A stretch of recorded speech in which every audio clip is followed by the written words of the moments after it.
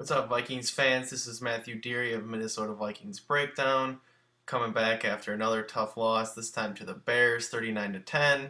But this was actually one of the easier losses to take because we actually weren't ever in this game, so you kind of knew off the bat we were going to lose.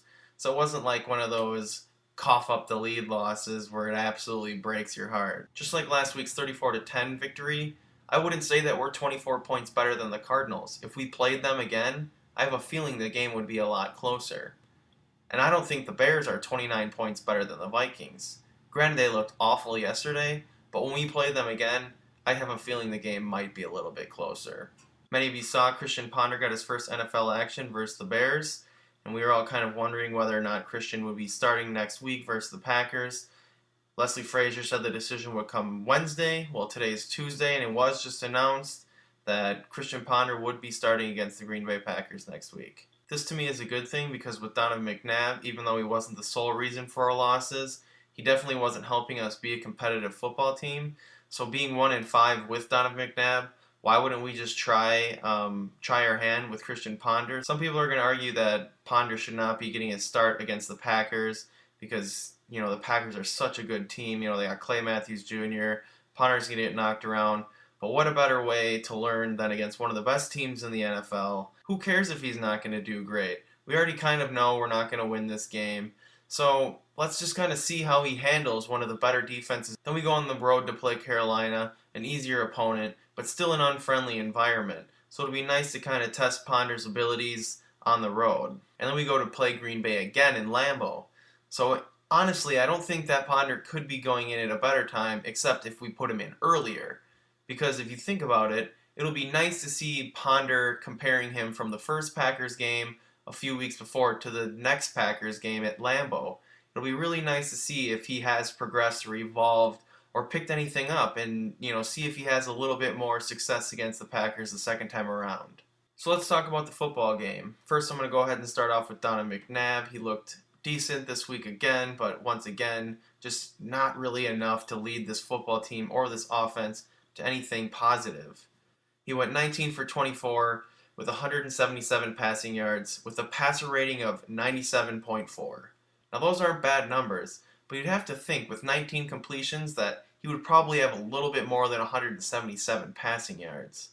Part of the reason why those 19 completions didn't amount to more yards was because some of those completions were actually not good throws, but just good plays made by the wide receiver.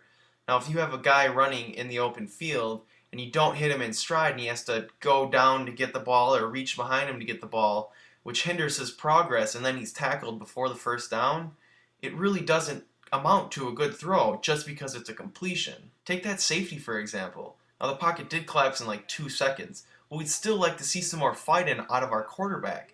Maybe try and throw the ball away, maybe an evasive maneuver, a little bit of fire in his eyes, and it just doesn't seem to be there with Donovan.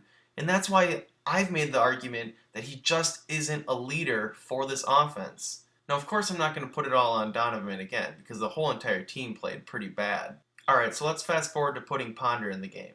9 for 17 for 99 yards. He also had a couple of rushes. One was negated by a holding penalty. But if you watch the game, those numbers don't say how comfortable he looked out there. He had fire in his eyes. He had a little bit of moxie, stepping up in the pocket when he felt the pass rush. Christian Ponder almost looked at home out there.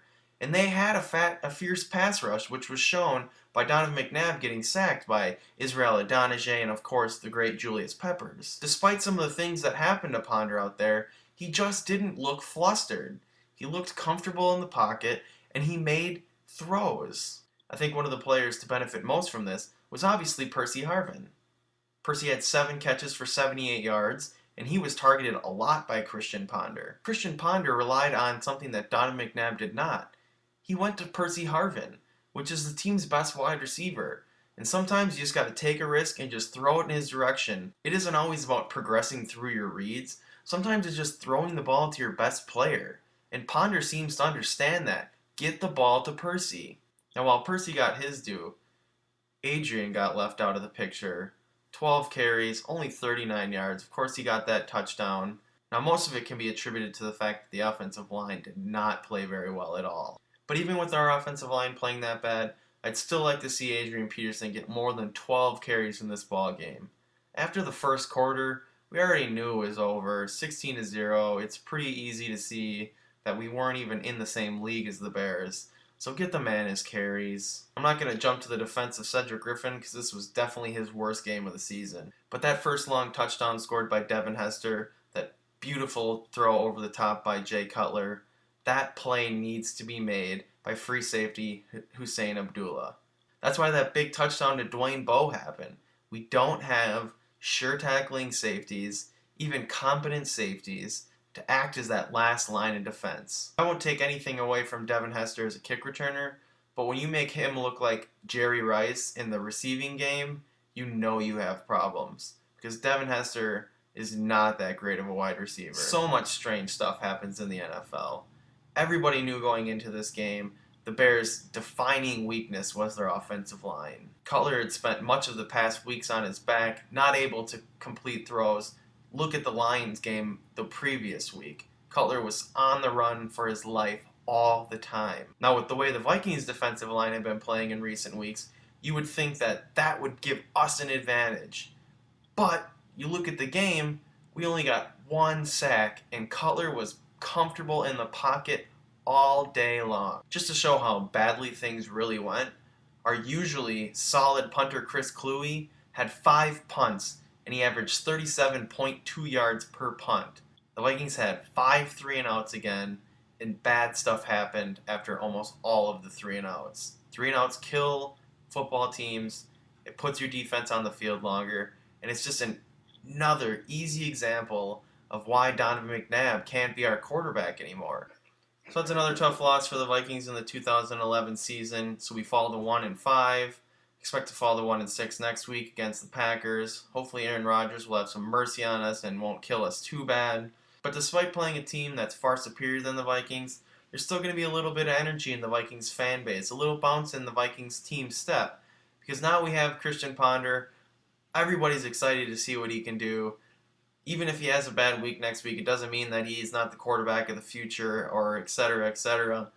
But it'll still be excited to see how he handles a defense like the Packers. So Vikings fans, that's all I have for now. You can follow me on Twitter. I tweet during the Vikings games as well as all day Sunday. I like to consider myself with my fingers on the pulse of the NFL. You can also like Minnesota Vikings Breakdown on Facebook, or you can just go to matthewdeary.blogspot.com, which is where all these reviews are posted. So, until our Week 7 loss to the Packers, Skol.